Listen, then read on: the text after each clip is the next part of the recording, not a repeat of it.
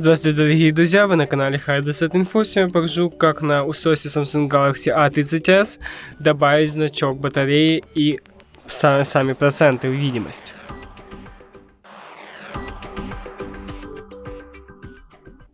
Чтобы включить видимость процентов заряда батареи, нам будет нужно перейти в настройки и куда же мы спускаемся. Как видим, у нас здесь батареи просто так нет, поэтому нам нужно перейти в обслуживание устройства.